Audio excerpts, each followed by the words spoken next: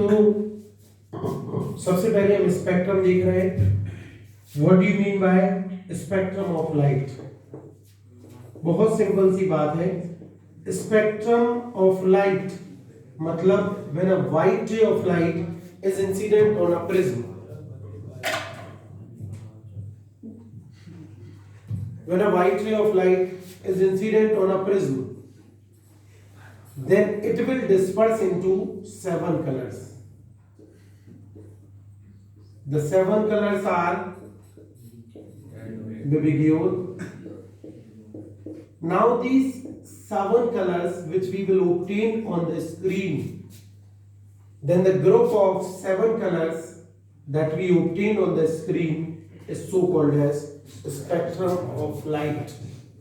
But the 4 conditions are happening in this spectrum of light. Number 1 is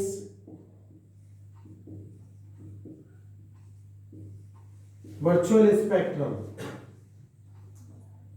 Number 2 is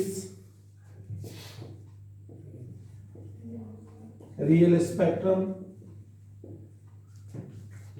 The next is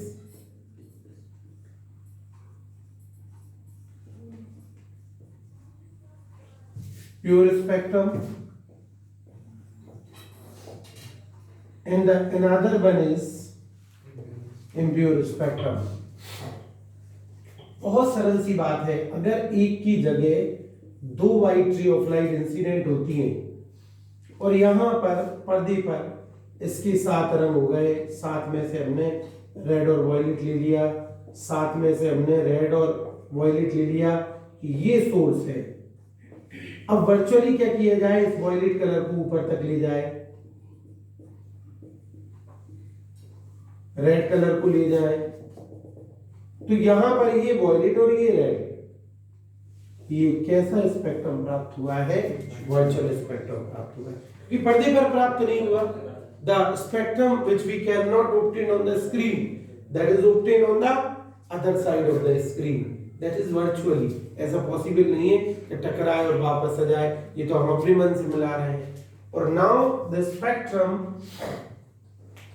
which we are, तो यहां पर अपन screen नहीं लगा रहे हैं क्योंकि ये स्क्रीन पर प्राप्त नहीं। और जबकि अगर कोई व्हाइट रे, this is one is the slit, इससे 2 white ray of light incident हुई, दीज आर इंसिडेंट रे, इसकी 2, और यहां से जब आगे बढ़ी तो the spectrum which will obtain on the screen is so called as real spectrum. जिसको पर्दे पर प्राप्त किया जा सकता है वो रियल स्पेक्ट्रम होता है, जिसको पर्दे पर प्राप्त नहीं किया जा सकता वो वर्चुअल स्पेक्ट्रम होता है। अब इम्प्योर स्पेक्ट्रम कैसे प्राप्त होता है? ये व्हाइट रे ऑफ लाइट आपने इंसिडेंट करी और यहां पर जो 7 रंग हुए, रेड वायलेट, और ऐसे इसका वायलेट इसके काय से मिल गया, रेड से मिल गया, और ये विभिन्न रंग आपस में इम्प्योर हो गए, तो such type of spectrum is so called as impure spectrum. जब विभिन्न रंग आपस में मिल जाते हैं तो ऐसे स्पेक्ट्रम को हम इम्प्योर स्पेक्ट्रम कहते हैं। अब हमको प्योर स्पेक्ट्रम प्राप्त करना है तो इसके लिए कुछ शर्तें हैं। जैसे सबसे पहली, the slit must be narrow, incident ray को किससे पास करो? लेंस से, जिससे कि रेस कैसी हो जाए? दूर और पैरेलल हो जाए। फिर जब ये यहां से निकले तो इनको भी आप क्या करो, किससे पास करो? that you have to pass through a convex lens L2 so that the rays of light will converge। But इस लेंस में ऐसी विशेषता होती है कि रेड एक साथ मिल जाती हैं, ब्लू इंडिगो एक साथ, तो और हमें अलग अलग रंग प्राप्त हो जाते हैं। Such type of spectrum is so called as pure spectrum. अब लोग सर बोले कितना कठिन काम है, पहले तो हम नैरो स्लिट ले रहे हैं, फिर इंसिडेंट रेस को पैरेलल कर रहे हैं, फिर इमर्जेंट रेस को एक लेंस से गुजार रहे हैं, तो इतना सब कुछ ना करके हमें एक डिवाइस मिल जाए। तो ये एक डिवाइस होता है जिसका नाम होता है स्पेक्ट्रोमीटर। उसमें तीनों ही चीजें अपन कर हो जाती हैं अपने आप। स्पेक्ट्रोमीटर में प्रिज्म टेबल होती है, टेलीस्कोप होता है, मतलब इंसिडेंट रेस पैरेलल हो जाती है, स्लिट नैरो हो जाती है, डिस्पर्स रेस भी एक लेंस से पास हो जाती है, जिससे आपको प्योर स्पेक्ट्रम प्राप्त हो जाता है। तो एक ऐसा डिवाइस जिससे प्योर स्पेक्ट्रम प्राप्त होता है, ऐसे डिवाइस को क्या कहते हैं? स्पेक्ट्रोमीटर। तो ये आपकी स्पेक्ट्रम ऑफ लाइट हो गई। स्पेक्ट्रम ऑफ लाइट में रियल स्पेक्ट्रम हो गया, वर्चुअल स्पेक्ट्रम हो गया, प्योर स्पेक्ट्रम हो गया, इम्प्योर स्पेक्ट्रम हो गया। अब इस चैप्टर का एक बहुत महत्वपूर्ण पार्ट पढ़ा रहा हूं आप लोगों को, जिसका नाम है स्कैटरिंग ऑफ लाइट। उस स्कैटरिंग ऑफ लाइट के लिए भारत के एक बहुत बढ़िया वैज्ञानिक हुए, सिंपल सी बात है, इंडिया के एक साइंटिस्ट हुए जिनको इसके लिए नोबेल प्राइज मिला स्कैटरिंग ऑफ लाइट के लिए, जिनका नाम C V Raman, Chandrasekhar Venkata Raman. Nobel prize एक बहुत प्रतिष्ठित पुरस्कार है वर्ल्ड का। सिंपल सी बात है जो अलग अलग क्षेत्रों में दिया जाता है। फिजिक्स के क्षेत्र में एक हमारे साइंटिस्ट हुए जिनका नाम हुआ सीवी रमन, चंद्रशेखर वेंकट रमन, उनको इसके लिए नोबेल प्राइज प्राप्त हुआ था।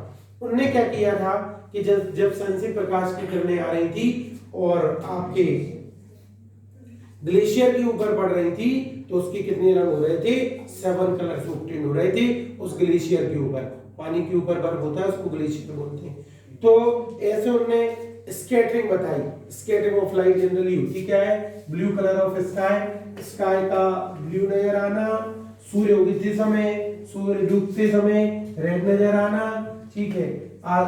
ये बहुत सारी चीजें that is only because of scattering of light. लेकिन परफेक्टली हम स्कैटरिंग ऑफ लाइट नहीं समझ पाते, उसको आज हम तरीके से देखते हैं। What do you mean by scattering of light? बहुत सिंपल सी बात है। when the light rays coming from the sun incident on the particle present in the atmosphere, जब आसमान से श्वेत प्रकाश की किरण आती है और वातावरण में उपस्थित कणों पर पड़ती है, तो the size of the particle is very very small in comparison to the size of the wavelength of incident light। जो सन से लाइट आ रही, आपके पास एक छोटा सा बर्तन है, उसमें आप ज्यादा पानी को डालोगे तो पक्की बात है वो पानी क्या करने लगेगा? फैल जाएगा। बस यहाँ पर भी यही कंडीशन हो रही है। जब रेज ऑफ लाइट सन से आ रही हैं, एटमॉस्फेयर में प्रेजेंट पार्टिकल्स पर पड़ रही हैं, तो वो पार्टिकल एब्जॉर्ब करते हैं और फटाक से अपने में से क्या करने लगते हैं? स्कैटर्ड, फैलाने लगते हैं। इस प्रकार की फिनोमेना को क्या बोलते हैं? Scattering of light. When the light coming from the sun incident on the particle present on the atmosphere, but the size of the particle is very small in comparison to the size of the wavelength of the incident light, so that after absorbing it will become scattered, it will become reflect or scattered. This type of phenomena of light is so called as scattering of light। रेली नाम के scientist ने इस scattering के लिए एक अपना principal दिया और उसके अकॉर्डिंग उसने बताया कि जो लाइट स्कैटर्ड हो रही है उसकी इंटेंसिटी इंसिडेंट लाइट की फोर्थ पावर के वेवलेंथ के इनवर्सली प्रोपोर्शनल होती है। लाइट की वेवलेंथ के फोर्थ पावर के इनवर्सली प्रोपोर्शनल होती है। मतलब 7 रंग होते हैं विबग्योर, उसके मुताबिक वो रंग सबसे ज्यादा फैलेगा जिसकी वेवलेंथ सबसे कम है। तो इसका मतलब तो वॉयलेट कलर सबसे ज्यादा फैलना चाहिए। स्कैटरिंग के एग्जांपल्स में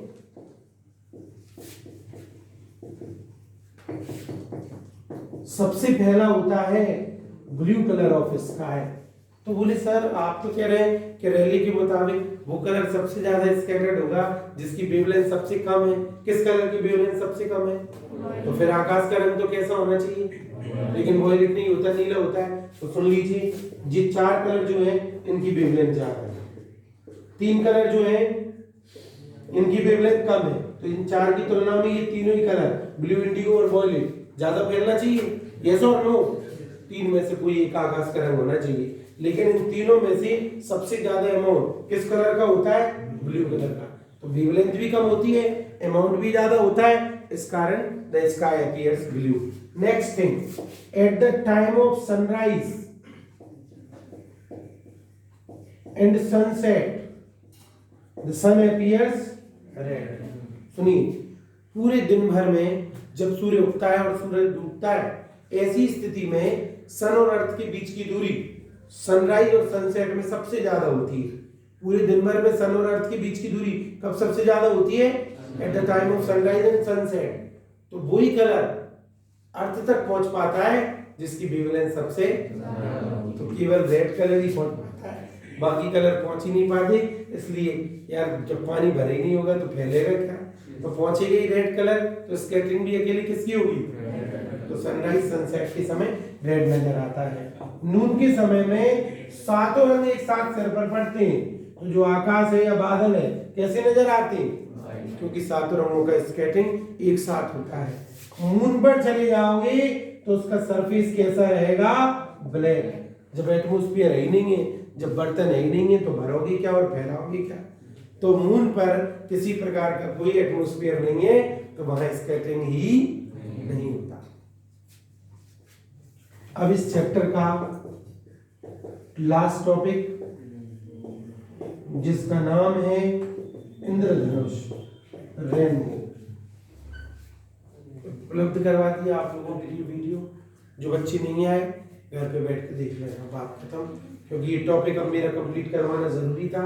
इंद्रधनुष वर्षा के समय या वर्षा के बाद, eight the time of raining और आफ्टर रेनिंग, सनराइज की अपोजिट दिशा में, मतलब ईस्ट से सन उगता है तो वेस्ट डायरेक्शन में 7 कलर्स की एक आर्च नजर आती है, उस 7 कलर्स की आर्च को ही क्या कहते हैं, रेनबो कहते हैं, जिसका कारण टोटल इंटरनल रिफ्लेक्शन और रिफ्रैक्शन होता है। इसके कारण रेनबो फॉर्म होता है। कमी दिखाई देती है, इस बार अच्छी बारिश हुई थी तो हमको रेनबो नजर आई थी, सिंपल सी बात है, इजंट इट, यस और नो। तो रेनबो में भी 2 प्रकार होते हैं, एक पहली वाली मतलब प्राइमरी रेनबो और एक सेकेंडरी रेनबो। एक में वॉयलेट कलर ऊपर रेड नीचे होता है, एक में रेड ऊपर वॉयलेट नीचे होता है। एक की पट्टी पास पास होती है, एक की दूर दूर होती है, मतलब एक ब्राइट होता है 2 डिग्री एंगुलर विड्थ होती है और एक डल होता है जिसकी 3 डिग्री एंगुलर विड्थ होती है। एक में 2 रिफ्रैक्शन और 2 टोटल इंटरनल रिफ्लेक्शन होते हैं, एक में 1 रिफ्लेक्शन और 1 टोटल इंटरनल रिफ्लेक्शन होते हैं। That is the difference between primary rainbow and secondary rainbow.